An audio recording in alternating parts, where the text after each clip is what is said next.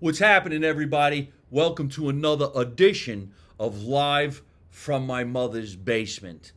And today, or tonight, or whatever time it is that you're watching this show, I can tell you right now, I got one of my favorite all-time stand-up comedians, actor, producer, writer, and one of the most incredible radio personalities in the world. That's right, I said in the world. This is Frazer Smith. Wow. Yo! Mikey, how are you? Good to see you, buddy. I got Frazer to Good to come see to you. the basement. Yeah, man. Your Thank mom's you. basement. I love it. Well, of course. A little bigger than I thought. Yeah, right. He thought it was going to be nice, like a place real where nice. Goodfellas shows up and everybody gets whacked. That's what usually happens when you go down the basement with Yeah, Italians. yep. It's not always pretty. Folks, Glad to be here, though. thank you, man. We're in North Hollywood, California. This is the side studio. This isn't really the basement. I hope someday I can get Frazer to come down to the basement. Maybe he'll be nervous. I would be very nervous about that, yeah. But we have an incredible history together as entertainers, and we also know each other's history, and I know his history. And we're going to talk all about that and see if we can't rewind. I like to rewind and go back to the beginning and see where the problem started. Yeah, well, it is a problem, too. Showbiz Hope people- problem. Yeah. Hope people realize that. It's never easy. Make sure we're recording, and we are. Frazer, where are you actually from? Detroit. Detroit, Detroit. Yeah. I remember that. Motor City. The Motor City. Mm-hmm. Where did you start your career? Here in LA or? Well, no, I started there. I started on the radio in college.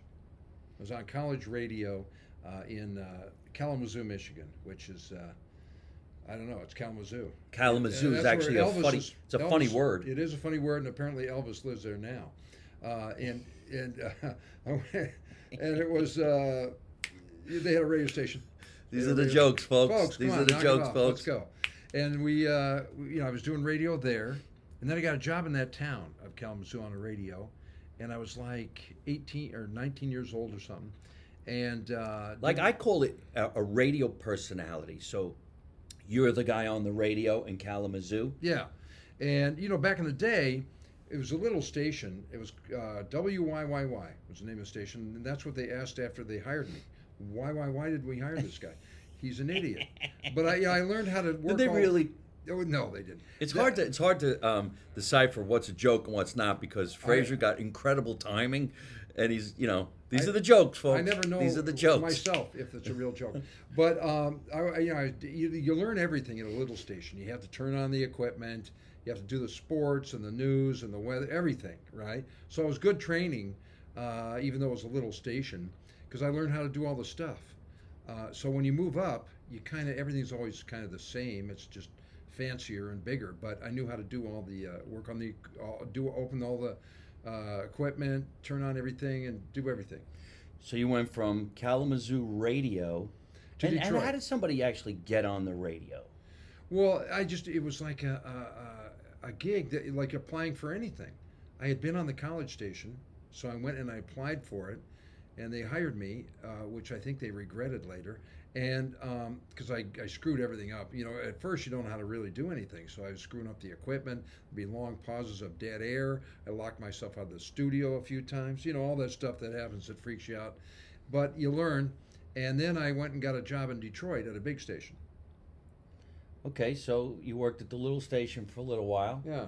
Then you went up to the big station. See, Yeah. I think the average person thinks, or just me, a radio personality gets on the radio because he's got a great voice.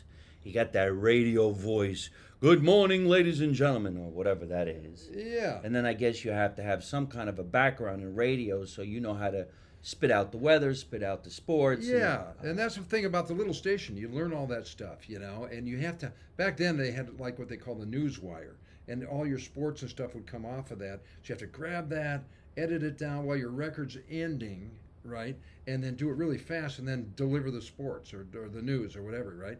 And when I was always, like the record would be ending, and I wouldn't have the stuff figured out yet, and it would be like, you just rip and read, man. You have to. You just learn on the fly. That's such a sign of the times because nowadays you have the producer right over here and the person who does this, and then Right. and then you can go back to one, change up, and fed the lines, and you know. Well, it's all on the computer Then, now. then Yeah, everything's done for you. But then watch the table, buddy. it was good. I'm sorry. It was good to learn that, because then later on you kind of know how to do a little bit of everything, and so good training. Well, what was the big radio station that you moved to? I was WABX, which is a famous station in Detroit, and I was there for a short time. And I remember having a show one night where Cheech and Chong were my guests, and they said, "Oh, well, you're a pretty funny guy. You ought to think about coming to L.A." So it's one of those things where it's like the Beverly Hillbillies. You pack everything up in your car and drive out west. No shit. Yeah. So that's really how that all happened. That was Yeah. your pull to L.A. Yeah. Cheech and Chong on your radio show going, dude, man. Bro, you're pretty. And I was thinking, were they just stoned and they thought that? Probably. But. But did that make you think, okay, if I go to L.A., I could do stand-up comedy, or just? Well, you know what? I was dabbling a little bit with stand-up. I hadn't really done much. I hadn't done a lot at all. But when I got here, I was lucky enough to get on K-Rock radio. It happened that fast? Well, it happened pretty fast. It was weird because I had some friends out here from Detroit that I was hanging with, and I asked them, well, is there a station out here you could recommend me going to? So I went out to K-Rock. They go, yeah, K-Rock is probably the smallest station on the dial. They might want to hire you. Was it really? Yeah. So I go out there, and it was in a hotel. It was in the Pasadena Hilton Hotel in a suite. It was like a hotel. You open the door, and room service trays would pile out into the hallway. So I'm thinking, wow, this is really cheesy, but they were catching on because they were playing the new music. It was right at the time when all the new wave music and the punk rock and all that So was what coming year in. we talking? 70s, We're talking 80s? like 79. Right. And so all that music was coming in. So all the ears in LA were going to that station because they wanted to hear the new music.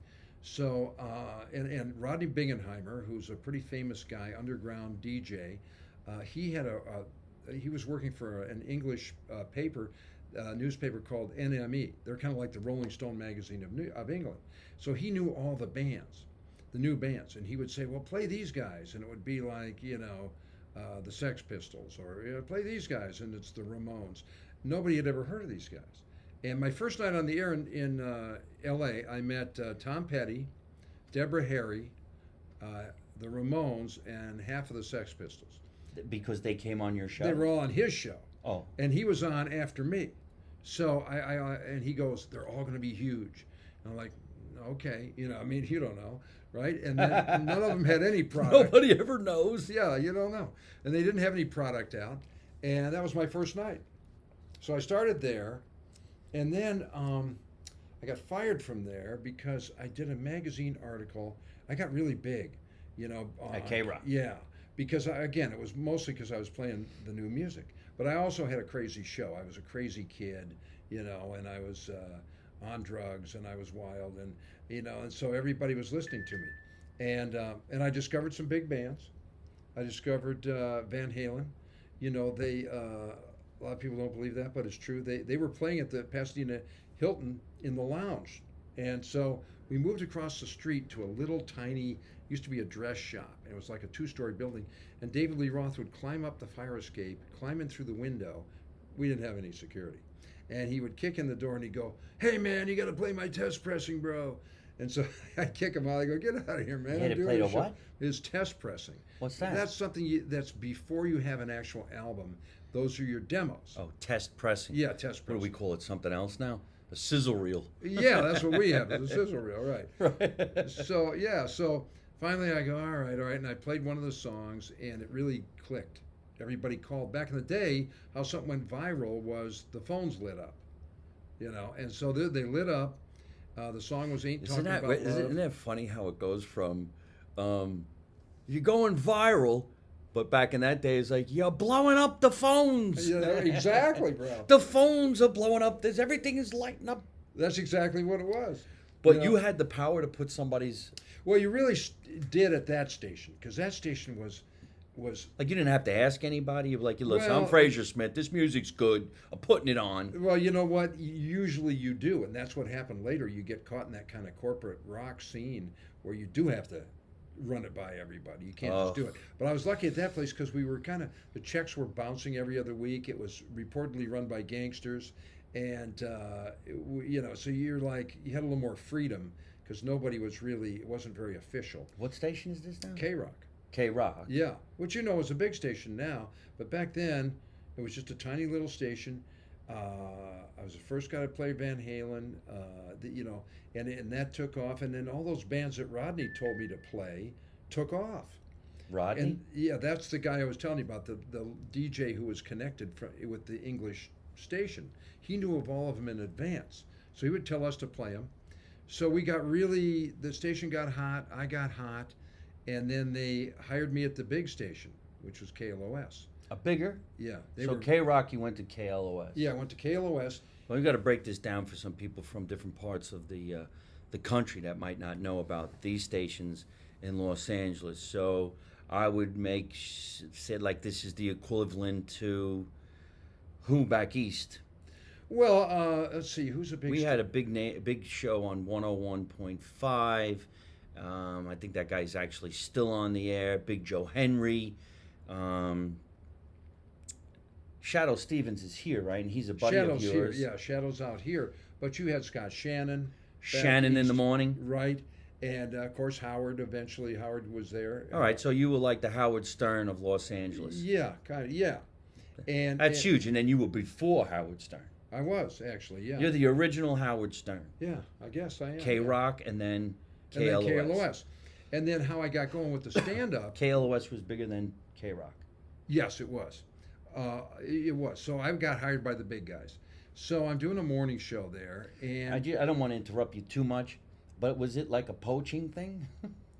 You kind of like, hey, was. Frage. Yeah, well, I got hot, when you're exactly. Would you like to come over to the big dogs? And then how do you leave? Listen, I had a lot of left fun. because I got fired. Yeah, that's how I left. Because I said some crap about him in an interview. I learned a lesson. You're never off.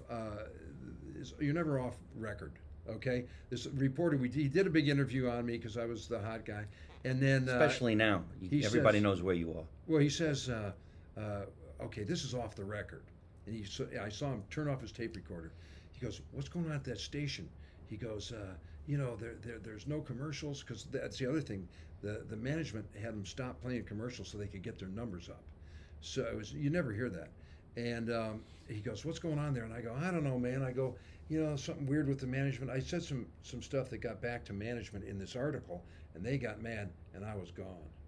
So right then, So then KLOS hires me. But it's not like that. What's that like? Does somebody come over to you, Frazer, you out of your mind?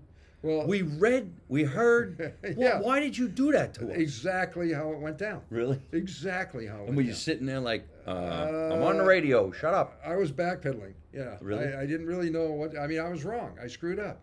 And it seems like, but what I learned was you're never off record. Okay. So don't let anybody fool you with that one. And I was stupid. I mean, someone's always listening. Yeah, and they're going to read an article. What do you think, So I was dumb. Anyway, it worked out for me. Thank God I got hired by the big guys. And that's really how I started doing stand-up. My producer brings this guy by one day to his office, and he says, this guy, Vic Dunlop, was my producer. He's a stand-up comic, and he's now passed on. But Wait a minute. Vic Dunlop was a producer on the radio show? Yeah, Vic Dunlop, a famous comic. Wow. From back in the day. He was my producer. Funny as hell. Yeah, he's a funny dude. And he says, "You're going to like this guy." And he brought by Jamie Masada, who now owns the Laugh Factory. No Yeah. shit. Oh, this is great. And so Jamie walks in, and he's wearing a white suit and a white hat, sunglasses, and I immediately took a disliking to the guy. I go, "I don't like this guy at all." Really? Vic's telling me, "You're going to love this guy." Well, he just seemed like a jive. He was real. Jewish? Well, no, just really Armenian or whatever he is. Bouncing off the walls, Hey man, whatever, and he in this crazy accent, and I just thought, I go, "Vic, not this guy, come on." And Vic goes, "Trust me, this guy's going to be a great sidekick for you.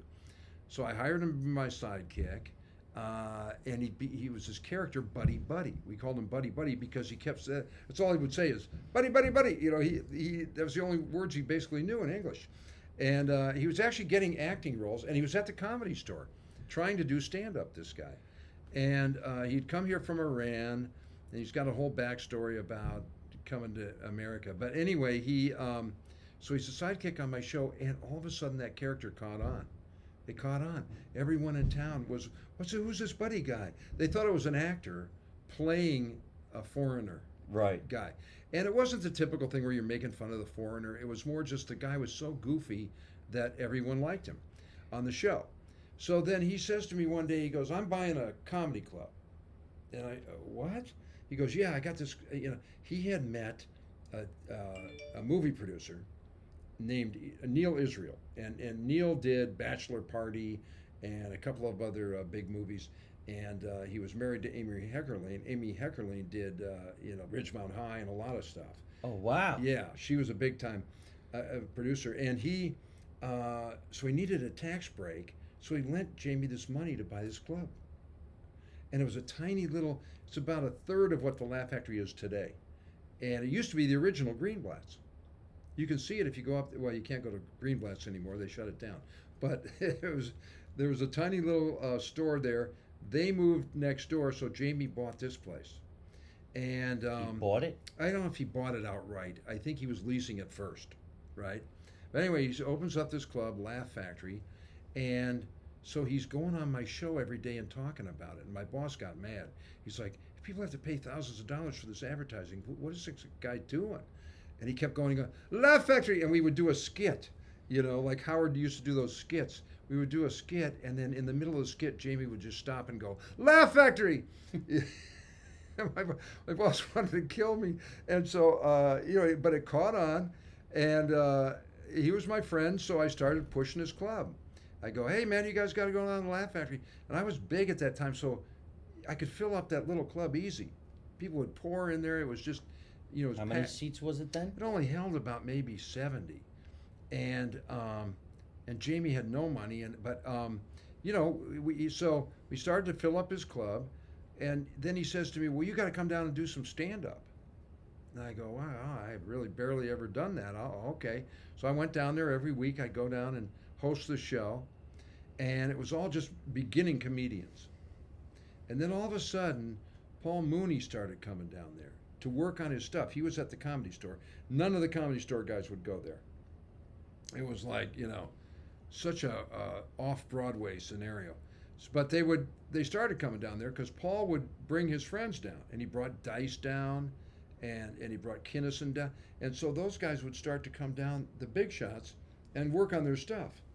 So all of a sudden, this little club is there, and there's Dice, and there's Sam Kinnison, and Paul Mooney, and he even brought Eddie Murphy there. He brought Eddie Murphy because he was working with Eddie, and he was working with Richard Pryor. So he brought Pryor down there. He brought Eddie down there. All the biggies started, coming not every night, but every once in a while, and that's how I got started in stand-up. Was at Jamie's little club then. This is unbelievable. What a great story. For those of you who don't know who we're talking about, Jamie Masada, I think, is actually the most famous comedy club owner probably in the world today, because some of the other owner icons are no longer with us. So Jamie Masada, as you're listening, started what is known as the Laugh Factory. And the Laugh Factory, of course, in the beginning was a little bit of a hole in the wall. He's a character on Frazer's show. One thing leads to another, and they start drawing a crowd at this tiny little place. Fast forward, the Laugh Factory now is one of the most, if not the most, popular comedy club in the world. The most famous one's on the Sunset Strip. And then there's one in Long Beach, California. There's one in Reno. There's one in Chicago. There's one in Las Vegas. And there's one in San Diego. Quite some time ago, I ended up becoming one of the lucky comedians to perform at the Laugh Factory, becoming a Laugh Factory regular. And now I'm happy to say that I still perform at the Laugh Factory. And I remember when I first met Frazer, he was the big dog, and everybody's like, that's Frazer Smith. Now, coming from the East Coast, I really didn't know your radio personality. I didn't know your radio show, but when I got here, everybody was telling me. And I remember it was at the Ice House in Pasadena, Yep, that's where we first everybody met, started saying, that's Frazer Smith. That's Frazer Smith. You know, he's an icon. He's an icon. So you're playing the Laugh Factory now. We're rewinding again. You're playing the Laugh Factory, and Jamie's club starts growing. And then what was going on? Well, it was going along fine. It was doing well. He got a break because a show called Comic Strip Live on Fox came there, and it was on for about 7 years, and it had a lot of the East Coast comics would come out and do the show, and Jamie got a real break because they wanted to be on the Sunset Strip, and Mitzi at the Comedy Store had told them, well, I really don't want to do it. And Really? For some reason, I don't know what happened there. So they came down to Jamie's club, and they remodeled his club for him. I don't think it's been touched since then. It still looks like it did then. Oh, really? Yeah, but this was like mid '80s. They did a remodel. So all of a sudden, he bought the Chinese restaurant next door. They had a famous Chinese restaurant called Aw Fong's, and Aw Fong's had a terrible decor, but the food was great. And it was back in the limo days, and all the stars would pull up in their limos all day long and get takeout from Aw Fong's. But then Mr. Aw Fong passed away, so Jamie got a loan, bought the place, and we knocked down. The comics all went in there with sledgehammers one night and knocked down the walls. Yeah. Oh, wow. We needed you with your baseball bat. We Yeah. knocked down all the wall, and then he had this bigger club, but it still looked awful. So he got a break when Fox wanted to do that TV show. They came in and remodeled it. All of a sudden, it looks pretty good. And he did that show for 7 years. That made him a lot of money. Now he's got a hot club. But what really kicked him off was an unfortunate incident, and that was the Michael Richards incident. Where Kramer. That kicked him off bigger than anything? Yeah, because everyone in the world saw that logo. That logo was all over the world. And of course, it was like a bad moment. I was the host that night, too, and you saved the day. He saved the day. Hello. You were awesome, bro. You were awesome. That night really blew up, and nobody knew what to do. And you were funny. Isn't that amazing? You saved the day. I remember now. And I was in the back. I didn't want to go on after that. Somebody goes, "You're the host. You have to go up there." So I'm like, "Oh boy." So I went up there, and all I could say was, "Sorry about that, folks." And here's Mike. Yeah, well, that's what I did. See ya. I brought you right up, and you were great. You go, Here's what you did. You go, "Hey, folks, don't get all worked up. That happens all the time from New Jersey. That happens all the time in Jersey." And you settled them down, and you had a great set, and you saved the day because I thought they were going to trash the place, everybody. But the reason it worked for him was, and I think he was just terrified that night, thinking his club was going down. But the word got out about the logo all around the world, and so then tourists, when they came to town, they knew about that logo, and they would come to the club. And all of a sudden, he's got the hot club. Yeah, it really made a difference. Man, he owes me money. He does owe you money. You saved the day, bro. You know what's funny is I remember that incident, and if the people out there don't remember exactly what we're talking about, Michael Richards, who was Kramer on Seinfeld, had some kind of a whacked-out meltdown on the stage at the Laugh Factory in Hollywood, where he dropped the N-word more than anybody you've ever seen in your life. But it wasn't just that. He was really nasty. Yeah. He talked about how much money he was worth and how he could buy people's lives or something like that, and nobody really knew where he was going with this stand-up routine. But quite honestly, I know you were hosting, that was the 10 o'clock show. Right. There's usually 3 shows at the Laugh Factory. That was a Friday night, because I remember clear as day what was going on. Yeah. At that time, Brother Woods was working the door. Our door guy, yeah. This guy we loved. He was just the He was coolest a great guy. Yeah, and great guy. wore a suit, and he was always so nice to everybody. Yeah, he's a cool, classy guy. Big dude. And the other big guy was working there, too. Brian. Yeah. And I always stood in the front of the Laugh Factory because I liked to talk to Brother Woods. Yeah. He was a cool dude. You were inside hosting the middle show, and Kramer was on last. Michael Richards was closing the middle show, and I was hanging, getting ready to go last in the last show. So if you remember at the time where they would make a last-minute decision to roll over the show and keep going, or stop, let the people out, and then let 20 people in for the last. It was always last minute too, right? Yeah. So they decided, you know what, there's not enough people for the third show, roll it over, which means the next show is going to start with a different host Right. and 4 new comedians. So I was outside talking to Brother Woods, and Sinbad was standing there, and I had That's never, right. Sinbad came by that night. I never met Sinbad, and I'm Right, standing right. there talking, hey, Sinbad, how you doing? It's nice to meet you. This young kid rolls up. He's probably 21 years old with a few other folks. Mind you, he wasn't with any black people. He was with maybe some Mexicans, some Asians, just a birthday party of kids. Guy says to Brother Woods, hey, who's on in the last show? And he goes, well, Mike Marino's on in the last show and some great other comedians. Why? And he goes, it's his birthday. He's going to turn 21. So Brother Woods goes, well, you know, why don't you kids go ahead and go in there now? Michael Richards is on stage. So when they walked up those stairs and they went around, that's why they were sounding so loud. Because it was a birthday party, right? And they didn't buy any drinks yet, so they were getting drinks. And the guy says to Michael Richards, hey, it's my birthday or something like that. And the kid goes, shut up. But Michael Richards tells him to shut up. Yeah. And then he goes, oh, come on, it's his birthday, rise them all up. And that's when he dropped the N-word and he called them all a bunch of whatever. And then he went and went and went. So I walked in the room and I was standing there with Brother Woods, Sinbad, and a bunch of other guys. And we're just kind of staring in disbelief. Like, it was a weird moment. Is this a stand-up routine? Yeah. What exactly doing? And there was a lot of us there, and it was packed. So I think when the bouncer came in to go get the kids to throw them out, it really wasn't their fault. No. But they did become disruptive. So I remember Jamie Masada seeing them get thrown out. He threw the microphone on the floor, got out of the way, and then all of a sudden I saw it saying, Jamie, go, Frazer, get back up there. Frazer, get back up there. Frazer, go up there. I'm like, what? And I'm just staring there, going like this. And then all of a sudden Jamie goes, come on, Marino, clean that up. And I'm like, no, I'm not next. Johnny Sanchez is. He said, that's okay. You go. He knew you could handle it, man. And I'm like, okay. Jamie knew you could handle it. Well, I don't know if you remember. And you saved the day. You did save the day. If you remember, the wait staff didn't want to go in. No one wanted. They thought there was going to be a close the riot. show. They were like, let's leave.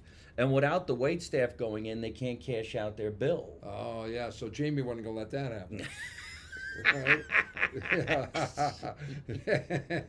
So we go up there, and I actually said, you black people here in California kind of make me laugh. If you ever talk like that where I'm from in New Jersey, they'd have stabbed them 7 times before I got off the stage. I'm like, I don't know what you're waiting for. He's standing over there. You were unbelievable. And that was it. And then for some reason or other, I guess Jamie was just like, let Mike close it out. I kept on going. Nobody else went on. Yeah. And it was over. You saved it. Kind of, I would say. Yeah. But the next night, I don't know if you know this or not, but the He came back 7:30 the night, show. next yes. night, right? And we thought we'd never see him again. And he was there. Jamie goes, make sure he gets it. You bring him up big. I'm like, wow, he's here? Well, It broke in the news Sunday. Yeah, that was the thing. It hadn't broke yet. And, because cell phones really weren't a big thing yet in terms of cameras. Not everybody was doing what they do now, which is take all, everything's on camera. So Imagine that was on TikTok. Well, Instagram. What happened was I was at the store the next night, the Comedy Store, which is up the street from the Laugh Factory, and we were talking about it. The comics were all talking about what happened, and they go, "You were there?" And I go, "Yeah, I was hosting." So somebody said, "I bet somebody got it on a phone," and back then we were like, "On a phone." Yeah. Nobody even knew. No, that's right. Right? So that's what happened. Somebody had gotten it on their cell phone, had gotten the video, and they put it up.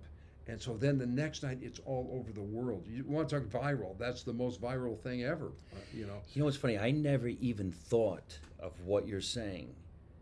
The backdrop at the Laugh Factory says, the Laugh Factory. Yeah. So each comedian who's standing on the stage has the logo right behind. The logo. It's a very simple, recognizable logo too. There's that many orange, of them.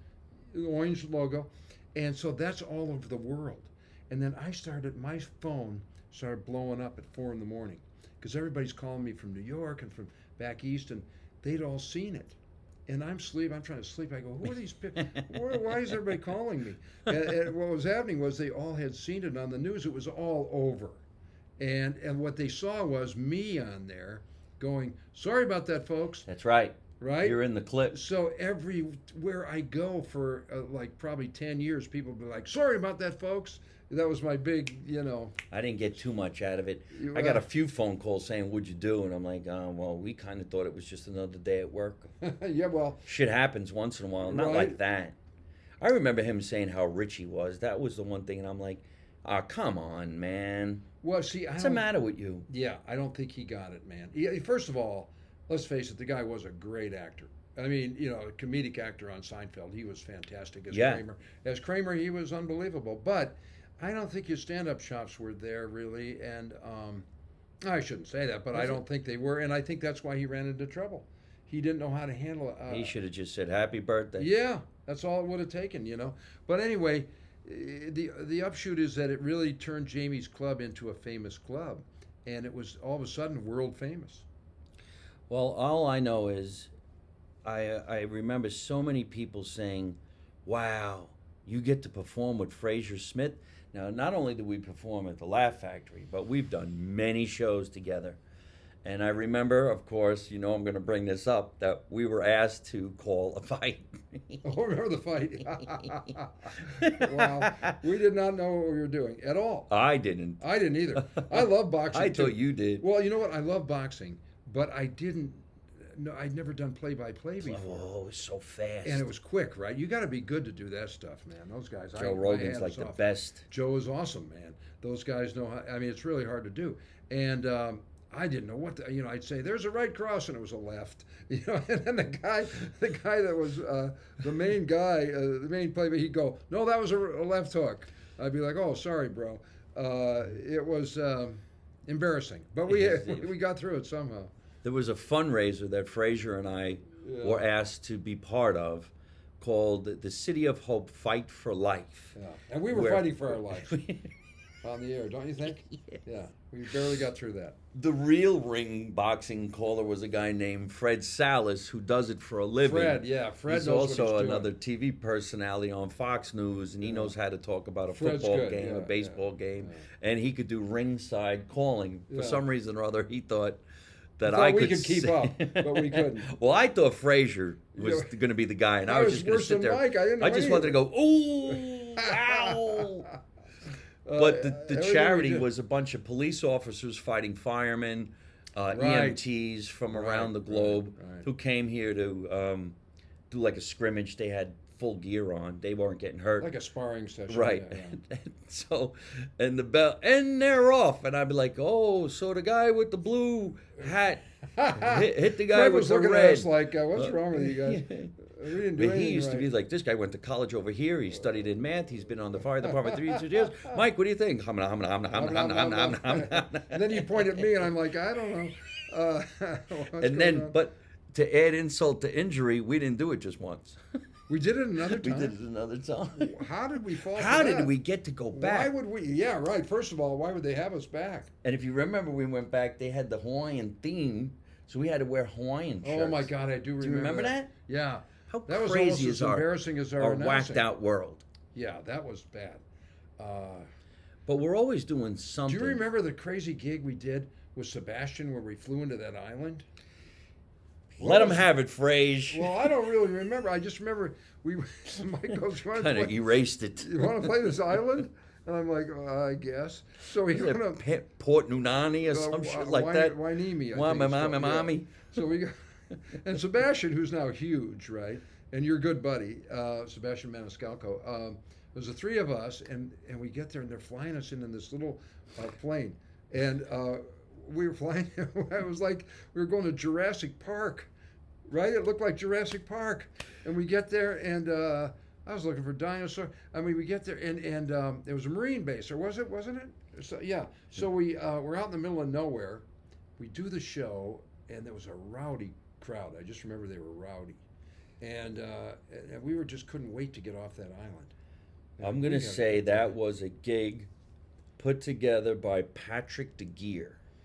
You remember Yeah, Patrick sure, de Geer? Patrick. Of course, he always had a weird gig. It's a weird gig. Yeah, We had to drive up to Ventura, right. And take go this on little go on plane. an army base, and you took a naval puddle jumper Yeah. plane. It was like something out of a war movie. Yeah, it really was. Had two pilots, and then the three of us wondering, Where are we are we going? parachuting out of here? Where are we going? Where are we going? And it landed on a tiny little island where they test explosives. That's right. That's right. And you see signs everywhere of stuff blowing up. We're like, what are we doing here? We went to an And island. the soldiers all seemed like they were trapped, right? They tested explosives out there. Yeah. So I there's thought they were only- going to test them on us after the show. When you land on That's this right. island, there's only one flight a day, or two flights a day, early in the morning So and we at had to night. wait overnight. We couldn't go stayed on. Yeah. in the barracks, which were actually really nice. We stayed Yeah. in officers' quarters, and we played a bar, which is like a honky tonk, Right. and only the people there were men, and I think there was like maybe 20 in the showroom, and that's what they do. They eat, sleep, and drink nuclear weapons, and this is Yeah. where they test them. And if And you we were remember, certainly bombing for those guys. Yeah, we bombed. we bombed. How was the show? We bombed. We bombed. It fit in perfectly. Yeah. This was like an island, like It was a tiny. It was like the island of Dr. Moreau. yeah, It was no. just a- What's that island in San Francisco? Alcatraz. It was like the It Alcatraz. looked like Island. Alcatraz, right? We stayed in these, and it were coyotes and foxes. It was a nutty gig, man. We did a lot of those, though. Oh yeah, I remember we used to drive all the way to San Diego for Now, do you $5. remember the gig? What was it? Peppermint Patty. Remember the Peppermint Patty gig, where we get down to it was near San Diego, Yes. and we got there. Oh. Now this was wild. I got like maybe 20 minutes of material, so I did my 20 minutes. Went pretty good. It was in a bar, but they were expecting us to do like 3 hours. So you got up there and you did like 2.5 hours. Weren't we with somebody else too? Were Wasn't we? G. Riley with us? Was Riles with us? G. Riley now, who's touring like a madman with Fluffy. And I remember we were all looking at each other like, what are we doing? What are we doing here, and how do we get through this? And you, And it was like a you had to crab do, shack Yeah, it was a crab shack, and you had to do like 2.5 hours. to eat up the time. Yeah, you ate up the time, and you were bringing out old bits that you hadn't done Oh, since the- you started I stand was up. looking for notes in my socks. That And was a great wasn't show. that We had fun. crazy? Yeah, and you killed. We had a great time, but it didn't look like we were gonna. It's funny that as entertainers, we go all around the globe, and you start to forget about all the crazy places that you went to. Seriously, we went into some neighborhoods we did not belong in. Yep. We played Yep. Casa Caliente with gang members saying, "You better be funny, Holmes." We did, bro. We did. We did some shows in dark neighborhoods, urban neighborhoods, Yeah. Jewish neighborhoods, anywhere and anywhere we Anywhere. could grab a microphone and Yeah. get on stage. We were going. We were there, bro. Yeah. And then you start seeing people become famous, and they still came back. You're like, "What are you doing here?" Like, "Hey, man, a gig's a Wow. gig. Yeah, that's how comedy is, right? You know. It's in our blood. You can't it kinda stop." is. And you can't not play a gig. And I love it when the big name comics come back and do stuff. You know, I saw You're- Sebastian the other night over at Improv. Really? You know, which is a big club, a famous club, but for him, he's used to big theaters now. Mhm. You know, and it was nice to see. What was he him. doing at the Improv? He's Just doing a dropping set. by? No, he's doing a set. Yeah, Really? He's doing a set, and it's what you said. It's in your blood. Those guys still want to perform. Every once in a while, I'll see, Chris Rock at the OR room at the Comedy Store, just coming in to work on new material. Or Chappelle comes in there once in a while. I And there's remember 30 people there. I really started cutting my teeth as a comic at the Comedy Store. I was at the Comedy Store for quite some time, hung around with Dice, watched Paul Mooney, all of those cats. I was there when Sebastian started and Wheels and all our friends. Yeah. But that club started slipping pretty bad. It got pretty scary there for a while. Mitzi never came Yeah. anymore. Yeah. The talent coordinator at that time went from Scotty Day to Princess Corey. Right, right, right. The big name there was Freddie Soto. Freddie, yeah. But I remember talking to Bobby Lee and Ralphie May, and they said, Mike, do you want to go over to the Laugh Factory? And I said, no, I don't want to go over there. I want to go. I'm happy here. I'm happy here. But they got me the audition, and I bit the bullet. I stood in that line, and I did that audition. And that night, Jamie Masada came over to me, and he goes, okay, you could play here. And I'm like, wow, that fast? Well, you were head and shoulders above everybody else that was trying out. I mean, you have a fantastic act, and and as soon as he saw it, he knew. Well, I remember starting to play there, and he was giving me a lot of spots, and that's when you introduced me to Gary Proper. Oh, that's right. Remember The that? famous Gary Proper. Yep, I do remember that. And he loved you, and he was a big time manager, and managed Carrot Top, and he got him his big deal at the Luxor in Vegas, and he also had Gallagher back in the day. He worked with Jay Leno, and he was also a movie producer. Yeah, and he was did a the producer Ninja on Turtle the movies. Teenage Mutant Ninja Turtles. Yeah. And that is when I started bonding with him, and he took me on for a little while. We created a show called Tony Baloney, and I'll never forget him telling me about his life as a longboard surfer Yeah, from he was a surfing Florida. champ.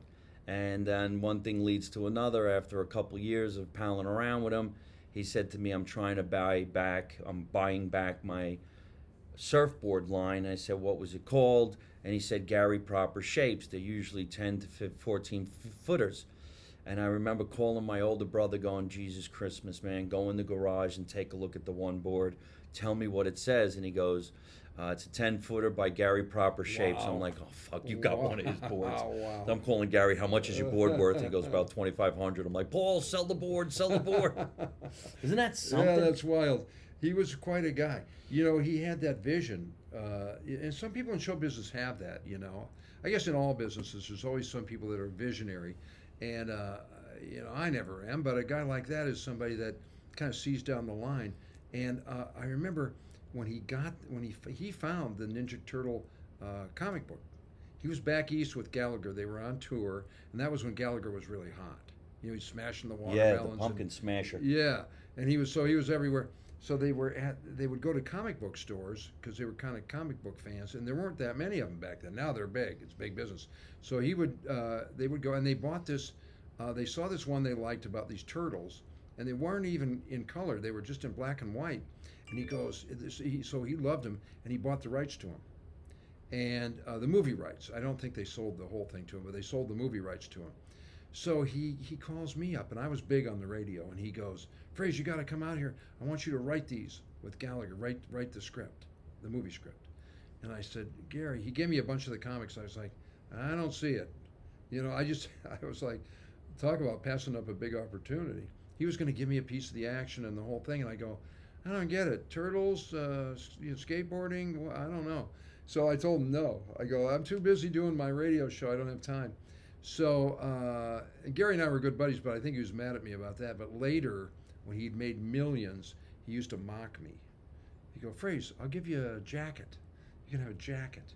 He goes, you could have had a lot of money, but you turned me down. That's got to be the most amazing story. Like, how does anybody come up with Well, how do you know? the Teenage Mutant Ninja Turtles? They do Right. karate. One guy's Italian, That's Argento right, or that's whatever. right. And then the merchandising is where they were making. That's their where they made their millions. money, yeah. And Gary cleaned up on it, and he was a great guy. And he wound up at one point, he booked just about every act on the Sunset. I mean, on the Vegas Strip. Really? Yeah, at one point. And I remember going to lunch with him one day, and one of the waiters came up to him and he said, "Hey, I loved the show last night." And Gary goes, "Which one?" Because he represented all of them. Really? Yeah. And then, he had issues with ex-wives and stuff where, he lost a lot of his money and unfortunately, and a lot of his houses too. But he had done well for a while there. Oddly enough, I had to separate from Gary because nothing was going on, and I ended up working with Jamie Masada. Well, what was happening there was he really liked you and he knew you were good. but he was so busy at one point that he couldn't attend to things. That's another thing that people in art and show business don't really get sometimes, I think, is that, you could be with a big manager or agent, but if they're really busy with their big name talent, they can't get to you. And you get lost in the sauce. Yeah, you do. And I think that's what happened with you and Gary, because I knew he thought you were good. I remember I got a week opening for Carrot Top when he was skinny. Do you remember? Yeah. He was skinny. Yeah, it was the MGM. I did that too. I did a week for him at the MGM. What did you enjoy that? I did. You Yeah. got to go on stage in front of thousands of people for a week-long run. Yeah. And It was Scotty, cool. which is his real name, Scotty, was a great guy. Great we talked guy, about right? surfing, and Yeah. I remember we started going to the gym. Then I had to go work with him again a year later. I'm like, whoa. Yeah, he got all buffed out, right? Yeah, What the yeah. fuck happened there? What's with the eyelashes? Yeah. I called him Chucky. Chucky. Yeah. Yeah. Yeah. He's still out there, man. He's at the Luxor. I'm Yeah. sure he's kicking serious ass. Oh yeah, he's been there. I think 15 years. He's done a great job. Wow. Yeah, he's a great guy, and it's a really good show. A lot of people think, well, he's just a prop guy, but he does. Nah, he's the king. He's a real good stand-up. He really started kicking ass. If everybody's even listening to the history of Carrot Top, he blew up because of the AT&T commercials. Yeah, the commercials set him off. They were Yeah. saying he was one of the And Gary worst. got him those. Was that right? Yeah. They said it was some of the worst TV commercials ever. They were so ugly and weird and campy, but it launched his career. Yeah. I still remember. He's done some movies and stuff like that. I remember he got Jamie and I, Jamie Masada, again from Laugh Factory, to do his radio commercials for him. And Jamie couldn't say his name. He kept calling him the top of the carrot. Buddy, phrase, we have the top of carrot. I'd be like, what? I wish Jamie Masada would still come around the club, and I wish things could be the way they were. But I he's guess got kids now, so. we're all growing up and we're changing. So, what are you doing these days? What's going on with you? Well, for me, Mike, waiting to get back on the radio again after COVID.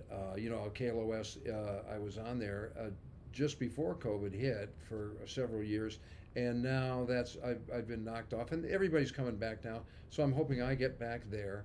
I'm creating shows. But are people going to the station? Well, and that's the the COVID thing. testing thing. That's the thing. I think that's why they don't want to open up, because I have guests on my show, and they don't want to do that quite yet. I guess they can run automated, so they run automated, which I think is boring, but that's what they're doing for now. Like at home doing it. No, a lot of stations do that, but mine doesn't for some reason. I don't know why they won't do that.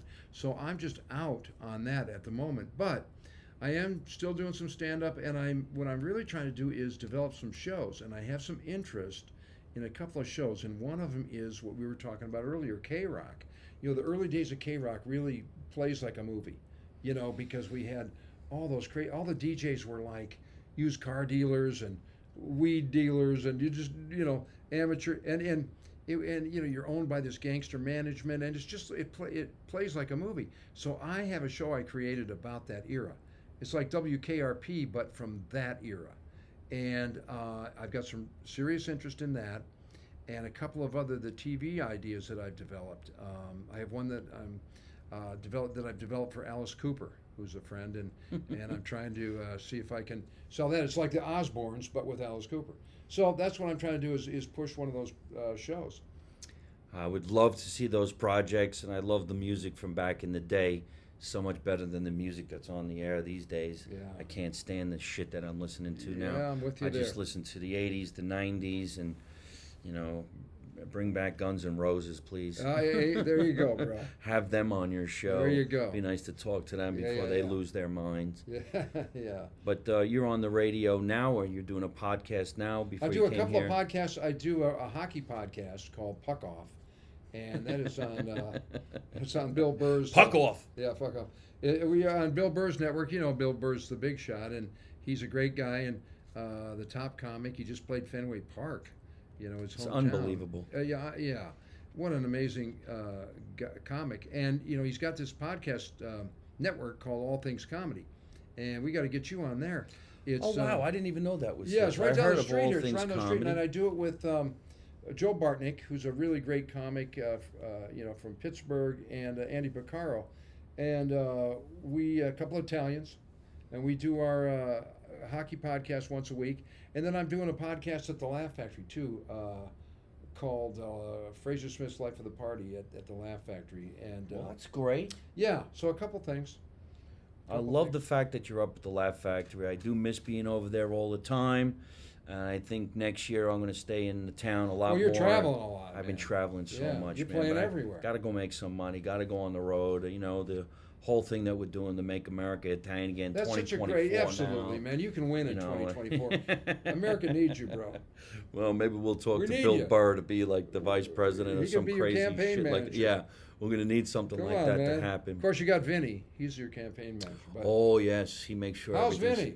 He's doing great, man. Vinny's got a big company now, and they're in the protection business. Of course they are. Of course. Is this an underground thing or is this the real deal? No, it's overground until it's okay. underground. Right. Some of the people are underground, but Some you know, of the people- that's good old Vinny.